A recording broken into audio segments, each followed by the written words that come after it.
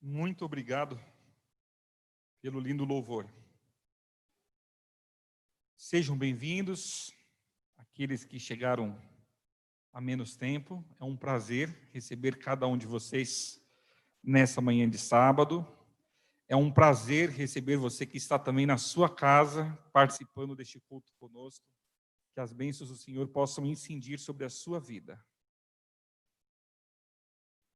Nós iniciamos uma série de mensagens nos cultos online da igreja. Nós vamos estar falando nesses próximos, em todos eles, a respeito do tempo do fim. Eu acho que o assunto é bastante oportuno. Nós estamos em meio a uma pandemia, não vivenciado por nenhum de nós antes, não é verdade? Então eu faço um desafio a você: participe conosco, assista conosco a estes cultos. Nos sábados, nós estamos fazendo nas igrejas. Na segunda-feira, nós temos um culto de musical. Seja bem-vindo. Na segunda-feira, nós temos um culto musical, às 20 horas e 15 minutos. Na quarta-feira, é o culto de oração, às 20 horas. Na quinta-feira, nós temos um culto de família. Nós estamos unidos a um distrito que eu já pastoreei há muito tempo atrás, e nós temos uma pessoa lá que só convida pregador top. Então, a gente está tendo uma quinta-feira melhor que a outra. Até uma sugestão para você. Você não estava sabendo disso? Entra lá no canal e assista todos. Nós temos lá uma quinta-feira melhor que a outra, com pregadores do Brasil e de fora do Brasil, um melhor que o outro. Na sexta-feira nós temos o culto de pôr do sol. Então participa conosco, tá bom? Nas quartas e sextas nós estaremos falando sobre o tempo do fim. A mensagem de hoje, nós também vamos fazer um apanhado sobre o tempo do fim. Tá certo? Abra sua Bíblia comigo. O livro é Mateus, o capítulo é 25, como eu disse antes, né? Nós vamos ler talvez a parábola bíblica que nós mais associamos com o tempo do fim. Estamos muito agradecidos, eu repito mais uma vez, com a presença de todos vocês, viu? É motivo de grande alegria revê-los. Alguns de vocês já tem quase um ano que eu não via, né? Ninguém esperava, né, queridos? Ninguém esperava que nós enfrentaríamos uma pandemia dessas. Ninguém nunca imaginou. Nós estávamos tranquilos lá no carnaval, não é verdade? Ninguém imaginava que depois do carnaval aconteceria essa bagunça toda no nosso país. E detalhe, vocês todos sabem, o número de casos tem aumentado e já se fala em um novo fechamento de tudo. Não sei se vocês sabiam disso, mas tudo encaminha para essa direção. E se eu e você pararmos e pensarmos para pensar de forma assim muito, muito racional, se parar tudo mais 6 meses, como fica a economia? Se o governo não liberar esse auxílio que liberou da última vez novamente, como fica a economia? Muitas famílias não terão o que comer. Então nós estejamos orando e intercedendo por toda essa situação. Vamos pedir a Deus para que a vontade dele se cumpra, porque a vontade de nosso Deus ela é perfeita. Tá certo? Não tem erro. Quem achou Mateus 25, diga amém. Feche teus olhos mais uma vez. Senhor, a tua palavra está aberta e nós abrimos também a nossa mente e o nosso coração. Por favor, fala conosco. Te pedimos em nome de Jesus. Amém. Do verso 1 em diante, então, é Jesus falando, então o reino do céu será semelhante a 10 virgens, que, tomando as suas lâmpadas, saíram a encontrar-se com o noivo. 5 dentre elas eram nécias, ou seja, inexperientes, e 5 delas eram prudentes. Eu acho que a palavra nécia eu traduzi erroneamente. Acho que a melhor expressão é tolas, tá bom? 5 eram nécias, ou seja, tolas, e 5 eram prudentes, ou seja, espertas. As nécias, ao tomarem as suas lâmpadas, não levaram azeite consigo. No entanto, as prudentes, além das lâmpadas, levaram azeite nas vasilhas. E tardando o noivo, foram todas tomadas de sono e adormeceram. Mas à meia-noite, ouviu-se um grito: eis o noivo! Saí ao seu encontro.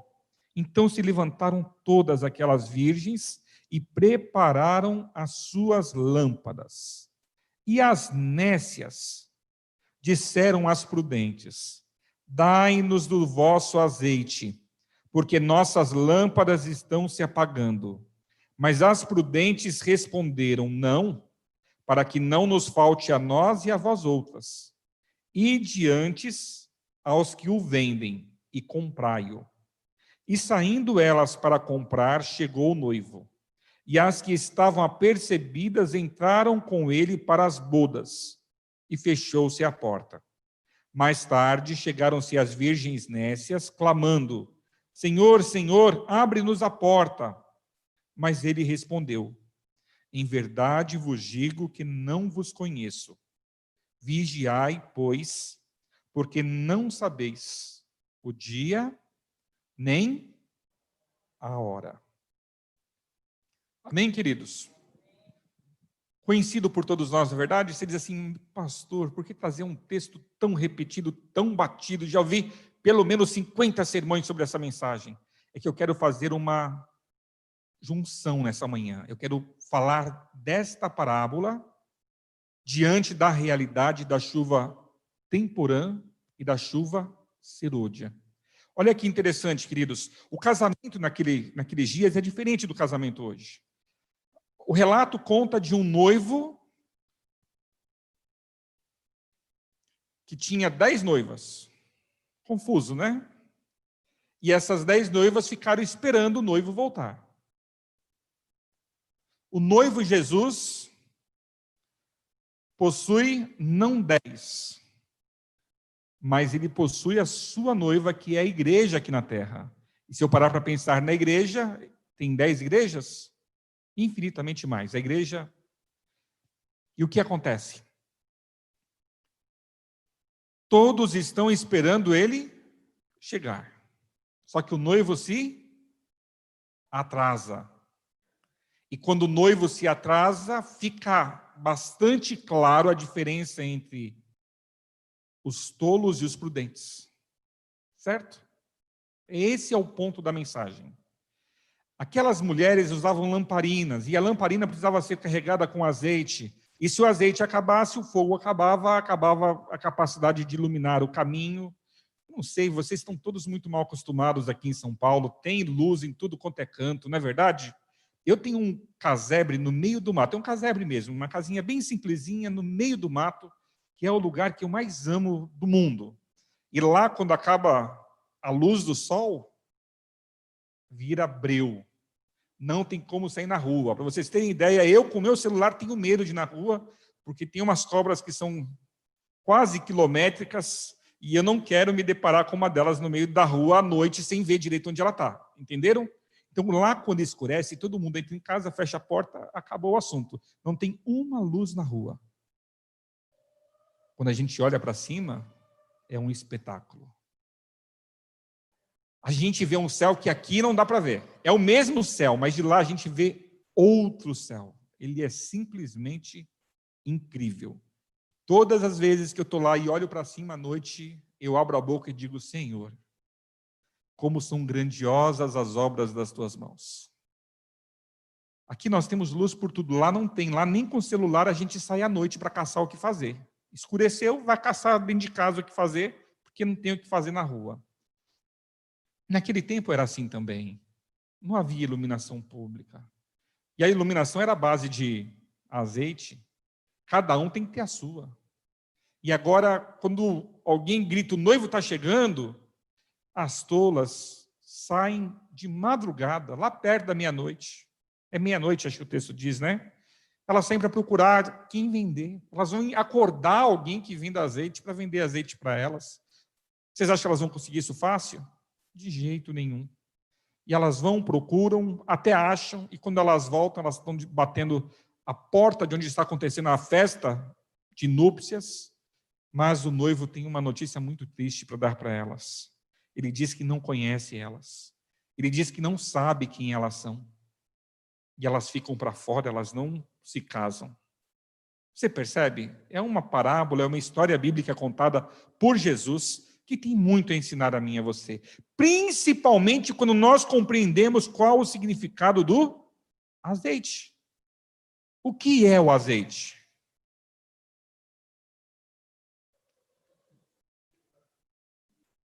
É exatamente. O azeite representa nessa parábola o Espírito Santo.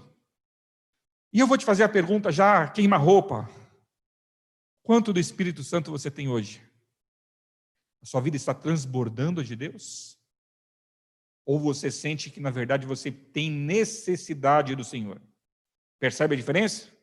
Se você disser, pastor, a minha vida está transbordando de Deus. Eu tenho Deus para dar e para vender. Eu me desespero por você, porque no mínimo você é orgulhoso, jactancioso, presunçoso e vai queimar no fogo. Então, olha, não é para ninguém dizer que é tudo isso, não. Mas nós sabemos, eu e você sabemos, se nós estamos com o Senhor ou estamos contra Ele. Aí você diz assim, pastor, que pergunta, está todo mundo aqui na igreja, todo mundo veio te buscar a presença do Senhor nessa manhã, e o Senhor está perguntando, você está perguntando quem é que está com Deus e quem não está. Tem que falar com a igreja. Muita gente perdida nos bancos da igreja. Muita gente sem Deus dentro das igrejas. Muita gente servindo o inimigo do Senhor sentado nos bancos da igreja. A igreja é como o mundo. Tem gente boa e gente ruim. Não é verdade? Eu espero que você não conheça um crente ruim. Porque quando a gente acha um, ele é pior que os de fora. Tá bom? Então fique esperto, tá bom? Olho bem aberto. A Bíblia fala que quando Jesus semeou o trigo, à noite veio o inimigo. E semeou o quê? O joio. Só que tem uma boa notícia para dar para todos nós. Se porventura eu e você somos joio, o Senhor Jesus está aqui e Ele tem o poder de transformar joio em trigo. Se porventura eu e você somos maus, somos esses crentes apecados que eu acabei de comentar, o Senhor Jesus está aqui. E Ele tem o poder de transformar a nossa vida. Ele tem o poder de arrancar a maldade do nosso coração, arrancar o egoísmo do nosso coração, arrancar o orgulho do nosso coração e nos fazer novas criaturas. Você crê nisso? Diga amém. Amém. Se Deus está fazendo isso na minha vida, Ele pode perfeitamente fazer na sua. Lembra que eu disse antes na lição da escola sabatina? Eu não cheguei lá, eu estou no processo. Você também não chegou lá, você está no processo. De vez em quando você se surpreende com as suas atitudes, não é? Olha, a irmã Salete é a menos pecadora da igreja toda. Vocês sabiam disso, né? Vocês já sabiam disso ou não? A irmã ali, aquela irmã de cinza. Irmã Salete, fica de pé fazendo um favor. Olha para trás também, para as pessoas te conhecerem. Vamos dar um aceno para ela, irmãos? Pode sentar, irmã Salete. Não fica muito de pé, não, senão depois... O que a irmã Salete é a pessoa menos pecadora da igreja? Ela batizou-se há pouquinho tempo. Né? Ela passou pelas águas há pouco tempo. De lá para cá já pecou horrores, né, irmã? Eu sei que já. Infelizmente, irmã, a gente peca em pensamento, a gente peca em palavras, a gente peca em ações. Não é assim, queridos? Sabe qual que é? Ações e omissões. Às vezes a gente peca por não falar, por não pensar, por não fazer. É terrível a vida. É difícil. Mas olha que interessante. Nós somos pecadores. A pessoa que está passando lá do outro lado da rua também é o quê? Pecadora. Qual a diferença para aquele pecador lá para esse pecador daqui? Tem alguma?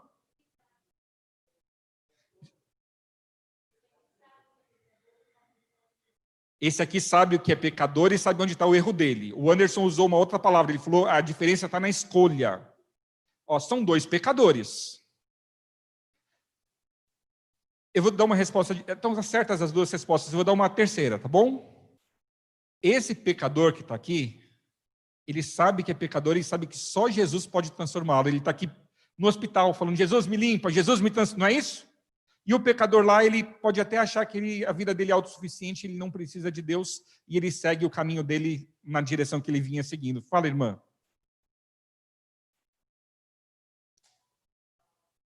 Quando nós pecamos, o Espírito Santo fala, olha, filho, você não fez o melhor.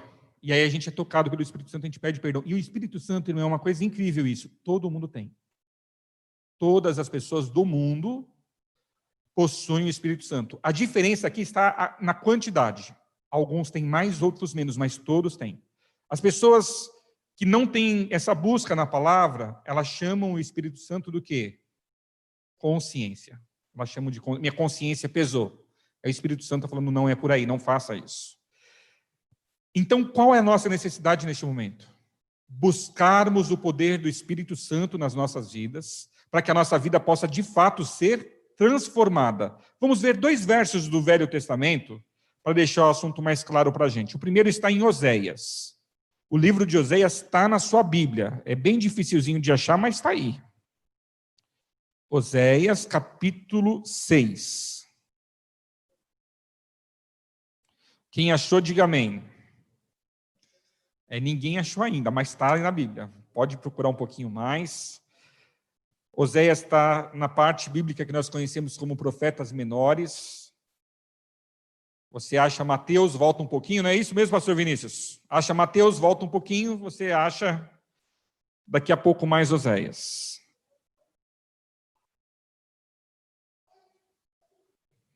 Oséias 6. O verso 3. Eu vou ler a minha Bíblia. Conheçamos.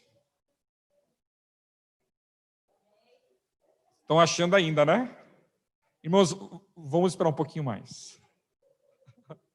Acharam? Depois quem achou, diga amém. Tá, agora eu posso ler. 6:3.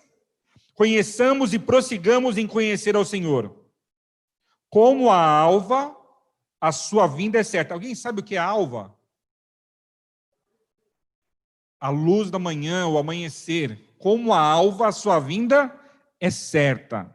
E ele descerá sobre nós como a chuva, como chuva serôdia que rega a terra. A Bíblia está dizendo que nós precisamos conhecer e prosseguir conhecendo o Senhor. Assim como a luz da manhã vem depois de toda a madrugada, a sua vinda é certa. E diz a palavra de Deus que ele descerá sobre nós como chuva. Chuva serôdia. Algumas páginas para frente, você vai achar um outro profeta menor, conhecido como Joel. O capítulo 2. Joel, capítulo 2, o verso 23. É pouquinhas páginas para frente. Se você já achou, diga amém. Me acompanhe na leitura. Alegrai-vos, pois, filhos de Sião. Regozijai-vos no Senhor vosso Deus, porque ele vos dará em justa medida o quê? A chuva. Fará descer como outrora a chuva temporã e a chuva serôdia. Aí você diz assim, pastor, o que é esse negócio de temporã e de serôdia? Eu vou tentar te explicar. Eu não sou da roça. Eu trabalhei muitos anos com plantas, mas eu não sou da roça, não tenho experiência. Talvez alguns de vocês teriam mais autoridade de falar neste momento do que eu, porque você entende mais do assunto. Dependendo da região do planeta onde você esteja, há um ciclo de chuvas. E esse ciclo de chuvas é que determina o que você planta, quando você planta, como você planta, para que você saiba quando você vai colher. Lá no Oriente, na terra em que Jesus viveu, há um ciclo de chuvas conhecido como chuva temporã e chuva serôdia. No tempo da chuva temporã, é o momento em que os palestinos, quem vive no Oriente, eles semeiam. Porque nesse primeiro momento cai uma chuva que não é torrencial, mas que ela é suficiente para fazer o grão germinar e cresce a planta, e exatamente no período de meses depois, vem a grande chuva serôdia. Essa chuva é diferente da primeira. Ela é uma chuva torrencial. Ela é uma chuva poderosa, que faz com que aquele grão que germinou e aquela planta que cresceu tenha condições de fortalecer, de mandar energia para o fruto, para aquilo que você está produzindo, e agora esse fruto cresce, se desenvolve, amadurece e chega no ponto da colheita. Então, no processo de colheita é impossível você semear quando você quer e colher quando você quer. Vocês entendem isso? Lá no meu mato, a gente comeu umas abóboras moranga, e quando estava limpando as abóboras, eu disse para minha esposa, separa as sementes que eu vou plantar. Deixei secar, plantei, nasceu tudo. E esparramou moranga por tudo. Eu tinha um morango em cima do mato, eu tinha um morango em cima da grama, eu tinha um morango em tudo quanto é canto lá. Não sei se vai dar certo, porque eu nunca plantei moranga na vida, eu só comi até hoje. Aquela foi a primeira. Mas por que deu certo? Porque eu plantei um pouquinho antes das chuvas da primavera. Então a chuva da primavera fez crescer, está lá bonita e continuou chovendo essa semana toda. Eu imagino que quando eu aparecer lá de novo, que eu estou sonhando em ir para lá daqui uns 15 dias, eu vou ter abóbora para colher. E se eu comer, eu conto para vocês. Tá bom? Não vou prometer a abóbora para vocês, porque vocês são mais do que 10 pessoas, né? Não sou louco. Faz num pirex, já quer que traz conta. Vocês viram o golpe, né? Não basta dar abóbora, tem que dar ela já cozida. Brincadeira, irmão querido. Bom vê-lo. Fazia tempo que eu não lhe via, viu? Seja bem-vindo. Para grávida não tem como fugir. É uma coisa baratinha, né? E aquela moranga, aquilo dá querimato. Queridos, vocês entenderam o ciclo das chuvas? Assim acontece na vida espiritual. Quando nós encontramos com Cristo, nós recebemos na nossa vida o quê? A primeira chuva. A chuva temporã. Antes dele voltar, nós temos que receber o que na nossa vida? A chuva serôdia, ela que vai nos dar força, vigor, que vai nos preparar para nos encontrarmos com o Senhor. E, novamente, a chuva tem o mesmo significado do azeite. Ambos representam o Espírito Santo. Joel, no verso 28 do capítulo 2, vai explicar para a gente qual vai ser o resultado desta chuva em nossas vidas. Isso já aconteceu uma vez, tá bom? Agora, profeticamente, Joel está falando de dois momentos na história. O primeiro momento na história é o surgimento da igreja cristã.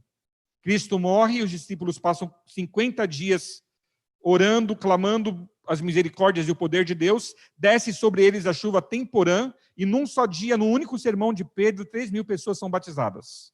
Lembram-se disso? Atos capítulo 1, Atos capítulo 2, ali chuva temporã. E a serôdia? A serôdia é agora, queridos. Neste momento em que nós temos uma confusão mental, uma bagunça espiritual no mundo, uma incerteza, nós estamos vivendo aqui o nosso hoje sem ter certeza se amanhã nós vamos ter salário, se amanhã nós vamos ter, não é? Se amanhã nós vamos ter emprego. Eu estou declarando que Cristo Jesus vai voltar amanhã? Não estou fazendo isso porque eu não posso fazê-lo. Mas a respeito daquele dia e hora, ninguém sabe. Nem os anjos e nem o Filho. Somente quem? Somente o Pai. E Jesus fala o tempo todo, eis que venham como um ladrão. Então isso tem que ficar bem claro. Quais são os indícios dessa obra? Verso 28 em diante. E acontecerá depois que derramarei o meu espírito sobre toda a carne. Vossos filhos e vossas filhas profetizarão, vossos velhos sonharão e vossos jovens terão visões. Até sobre os servos e sobre as servas derramarei o meu espírito naqueles dias. Mostrarei prodígios no céu e na terra, sangue, fogo e colunas de fumo. O sol se converterá em trevas, a lua em sangue, antes que venha o grande e terrível dia do Senhor. E acontecerá que todo aquele que invocar o nome do Senhor será... Amém, queridos? Porque no Monte Sião e em Jerusalém estarão os que forem salvos, assim como o Senhor prometeu, e entre os sobreviventes, aqueles que o Senhor chamar. Amém. Que promessa maravilhosa. Isto vai acontecer quando for derramada a chuva serôdia sobre nossas vidas. Os vossos jovens terão sonhos, visões, os idosos, as crianças, os adultos, todos nós seremos cheios do poder do Espírito Santo, faremos sinais, maravilhas, prodígios, curas, libertações. Aí você fala, pastor, essa igreja é pentecostal. É uma igreja pentecostal, queridos. Só que é uma igreja pentecostal cheia do Espírito de Deus verdadeiro. Há uma diferença entre você ser cheio do Espírito de Deus verdadeiro e você ser cheio de alguma outra coisa que se passe pelo Espírito Santo.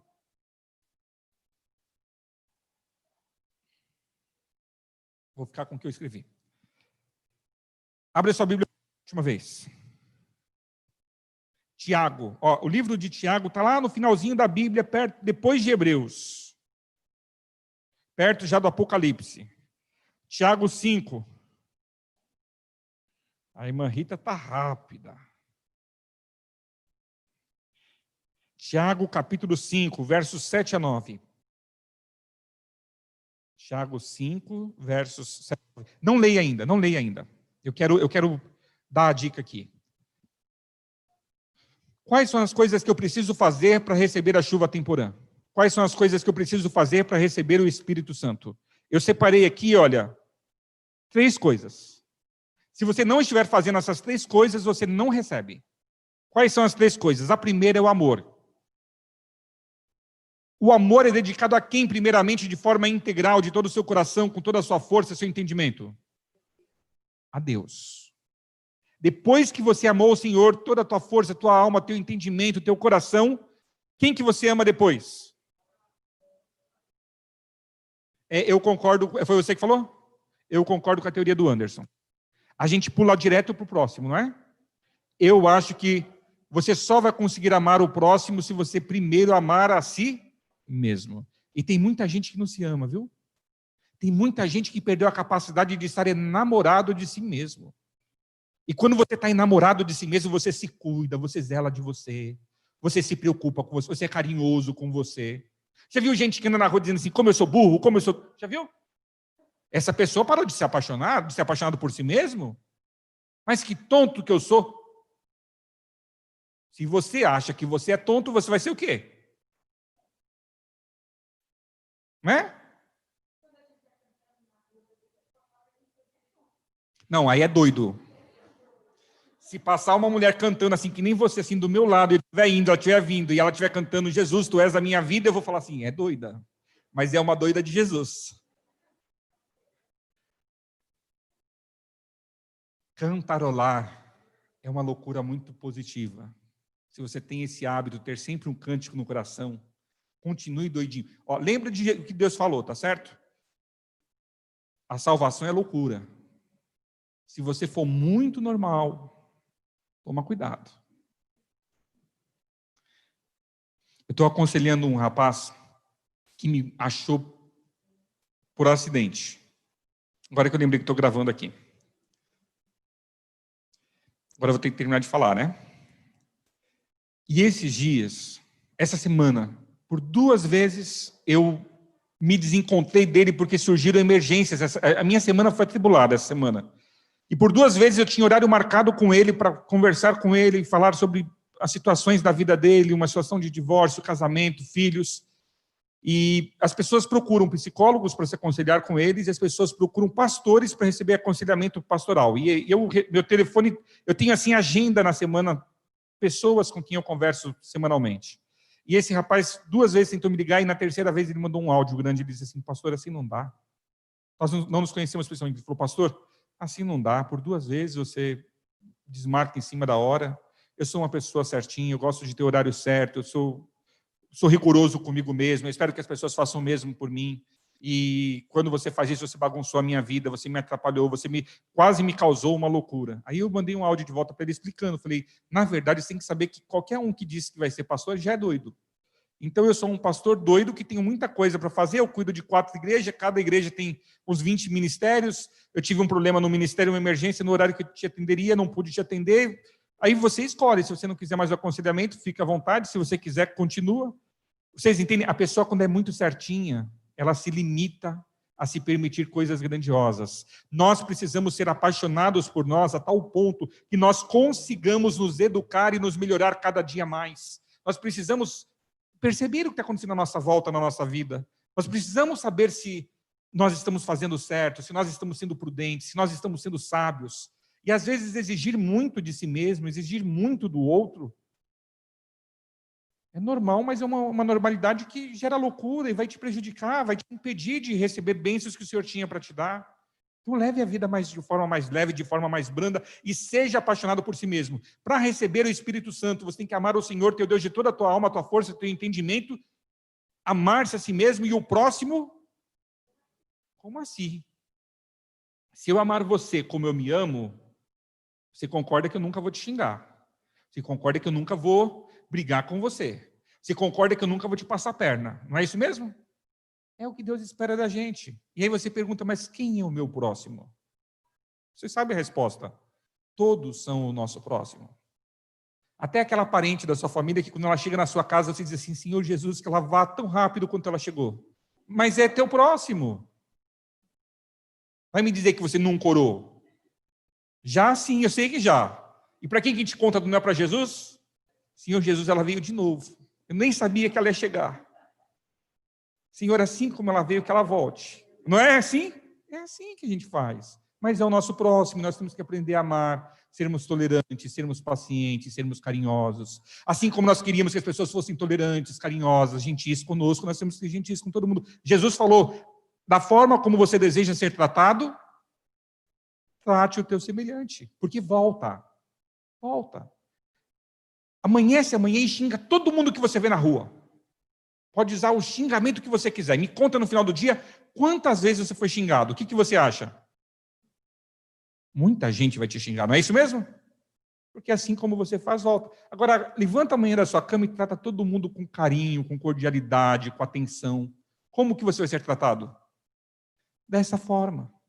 Até aquele que veio de uma brutalidade, quando você para tudo e é gentil, é carinhoso, é atencioso, como que ele te responde? Dessa forma.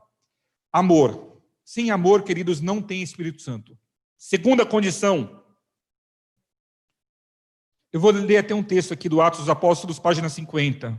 Se o cumprimento da promessa não é visto como poderia ser, é porque a promessa não é apreciada como devia ser. Se todos estivessem dispostos, todos seriam cheios do Espírito. A segunda condição, queridos, é pedir. Ninguém recebe o Espírito Santo sem pedir. Você tem que pedir isso nas suas orações, você tem que clamar por isso. Mais uma citação. O Espírito Santo virá a todos os que estão pedindo o pão da vida para dá-lo aos seus vizinhos. Testemunhos para a Igreja, volume 6. E vou ler mais uma citação ainda. Ponham de parte, cristãos, os cristãos toda a dissensão. Entreguem-se a Deus para a salvação dos perdidos. Com fé, peçam a bênção prometida e ela virá. Então, o que nós precisamos? Colocar de lado as nossas diferenças, colocarmos de lado as nossas chateações, pedirmos o Espírito Santo e o que vai acontecer? Ele virá. Tem alguma condição para recebermos o Espírito Santo? Mais uma citação. A chuva serôdia é retardada. O grande momento do Espírito de Deus, que ilumina toda a terra com sua glória, não virá enquanto não tivermos um povo iluminado, que conheça por experiência própria o que significa ser colaborador de Deus. Quando tivermos uma consagração plena de todo o coração ao serviço de Cristo, Deus reconhecerá este fato derramando o seu Espírito sem medida. Olha como é duro o que eu vou ler agora. Mas isso não acontecerá enquanto a maior parte da igreja não se transformar em co-obreiros de Cristo. Deus não pode derramar seu Espírito Santo quando o egoísmo e a condescendência própria são tão manifestos. Quando prevalece um espírito que, traduzido em palavras, exprima a resposta de Caim. Lembra que Caim respondeu? Sou eu guardador do meu irmão?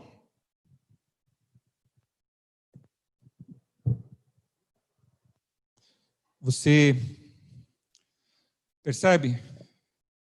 Por que o Espírito Santo não desceu ainda sobre nós dessa forma poderosa, para nós termos visões, sonhos, profetizarmos, curarmos? Por que isso não aconteceu ainda? Porque nós não temos a maior parte da igreja envolvida no trabalho. Na igreja nós temos dois tipos de pessoas. E temos que ser bem sinceros quanto a isso. Na igreja nós temos os membros e os discípulos. Os membros, eles vêm aqui. Hoje tem muita gente aqui, não tem? Cadê o Eliabe? Eliabe está lá embaixo. Eu estou achando que tem muita gente aqui hoje. Está cheio.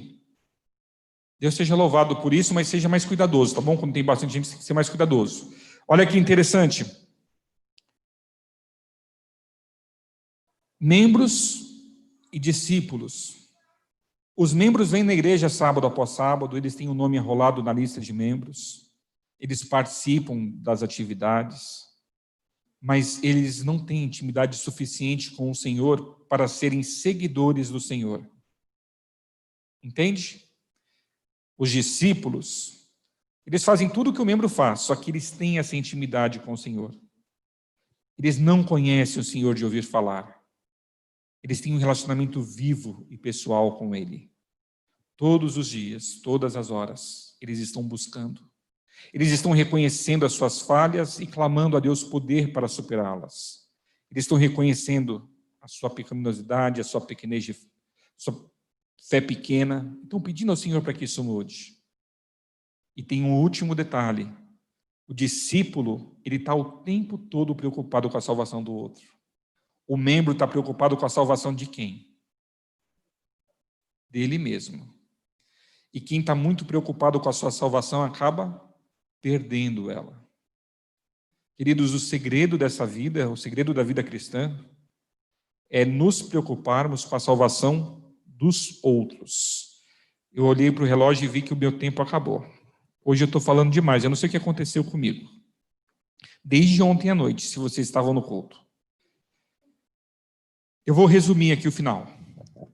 O problema grande disso aqui qual é? Nós precisamos do Espírito Santo, mas ao mesmo tempo que nós queremos e precisamos, temos que ser sinceros conosco mesmo e precisamos tomar uma atitude. Existe um movimento contrário ao verdadeiro Espírito Santo. Existem pessoas que dizem ser cheias do Espírito Santo, mas na verdade não o são. Não é isso mesmo? Apocalipse 13, nem abre a Bíblia, abre depois em casa com calma. A Bíblia fala de que pessoas, através do poder de Satanás, operariam também esses mesmos sinais, prodígios, visões, curas, fariam descer fogo do céu. A gente sabe que Satanás vai se passar por Cristo no final, na verdade? E aí vem um grande ponto que é o seguinte: ninguém que esteja sinceramente cheio do Espírito Santo vai viver uma vida de desobediência a Deus. E é bem fácil a gente saber quem vive uma vida de desobediência a Deus. Há uma regra moral na Bíblia Sagrada. Os 10 mandamentos escritos pelo dedo de Deus. Então, aqueles que estão buscando ser cheios do Espírito Santo precisam viver em conformidade com esta lei. Foi Deus que escreveu essa lei em 2 tábuas de pedra. Aqueles 10 mandamentos ainda são hoje tão válidos quanto sempre foram. Quando criança, minha mãe, ela era uma mulher muito severa. E ela pedia favores para os filhos, e os filhos precisavam fazer os favores que ela pedia. E eu me lembro de uma ocasião, eu tinha 5 anos, ela me pediu para ir no bar comprar cigarro para ela. Eu fui tranquilo, criança não olha para cima quando anda, né? Eu fui tranquilo, cheguei no bar. Quando eu cheguei no bar, o mundo caiu em forma de chuva. Mas era o mundo mesmo. Uma chuva como eu nunca tinha visto. Comprei o cigarro da minha mãe, e o seu Joaquim, o dono da venda, falou assim para mim: não vai agora, está chovendo muito forte, espera a chuva passar. Só que a chuva não passava. E eu sabia que minha mãe estava sem cigarro, e eu sabia que se eu demorasse, ela ia vir na chuva me buscar, muito brava. Então eu decidi, vou embora, levar o cigarro para minha mãe, que vai ser o que pode me acontecer de melhor. E quando eu comecei a andar, andei uma quadra, a chuva era tão forte, mas tão forte, aquela chuva de vento que bate no olho, você nem enxerga direito para andar, você tem que andar com a mão assim, o vento batia e eu, ainda bem que eu já era gordinho, não tinha chance da chuva, do vento me levar. Mas estou indo para casa. No meio do caminho, raios caindo, trovão. E eu me encontrei numa situação, uma criança sozinha de 5 anos de idade, eu me senti apavorado. eu me senti verdadeiramente apavorado. E eu pensei, eu posso morrer a qualquer momento. Eu estava num descampado, assim, eu pensei, se um raio desse cai aqui, em cima de mim, eu morro. E criança, eu fui rezando. Deus, tem misericórdia de mim, que eu chegue vivo na minha casa. No meio do caminho, tinha uma casa que tinha uma cobertura de telhadinho. E eu pensei, eu posso parar aqui e esperar a chuva passar. Mas já estava chovendo já uma meia hora, sem medo de errar. E sabe qual foi a decisão que eu tomei? Eu olhei para aquele cobertinho, olhei para a chuva, faltava uma quadra para chegar na minha casa. Eu falei, que nada. Eu não saí com a missão de cumprir um propósito que eu tinha? Eu vou chegar até o final. Eu não tenho dúvidas de que você já é batizado pelo Espírito Santo. Eu não tenho dúvidas de que Deus já tem derramado ele sobre a sua vida. E o plano de Deus, você sabe que é fantástico e é tremendo para o seu viver. Mas eu também não tenho dúvidas de que os convites surgem constantemente para que você se cubra um pouquinho da chuva, para que você não saia agora porque a chuva está muito forte, para que você resolva primeiro as suas coisas e depois você cumpra a missão.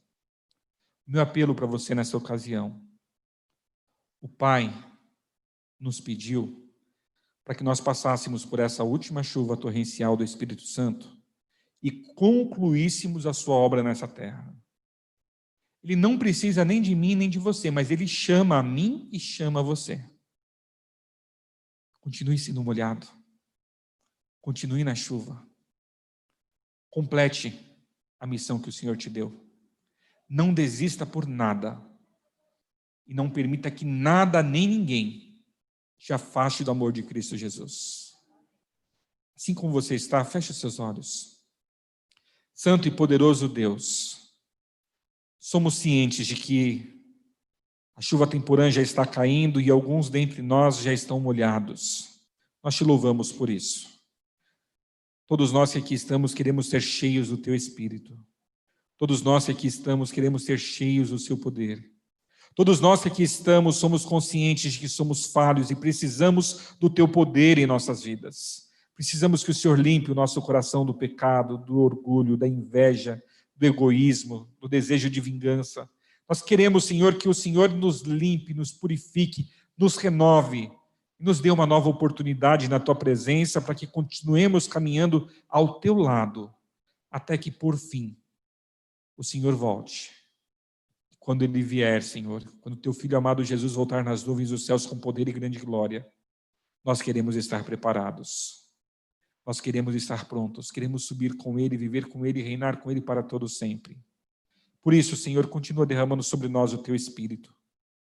Nós temos um céu para ganhar e é para lá que nós estamos indo. Não deixe o nosso medo, não deixe o nosso receio, não deixe a nossa insegurança, não deixe os convites que o mundo nos faz nos afastarem dos Teus propósitos. Mas renove em nosso coração o desejo de fazermos somente a Tua vontade. Essa é a súplica do nosso coração em nome de Jesus. Amém, Senhor. Amém. Queridos, permaneçam assentados, nós vamos ouvir uma mensagem musical para terminar este culto. Nós não vamos cantar o hino final, nós vamos só ouvir uma mensagem musical. E esse hino que nós vamos ouvir é um hino muito lindo. Eu quero fazer um convite a você, para que enquanto o irmão Antônio estiver cantando este hino, você esteja com os seus olhos fechados, orando ao Senhor. E se você achar apropriado, no silêncio da sua vida, neste momento muito seu, renove a sua entrega ao Senhor. Diga para Ele que você quer andar nos caminhos dEle, que você quer fazer a vontade dEle, e virá uma força, um poder a mais, para que você continue neste caminho. Que Deus te abençoe.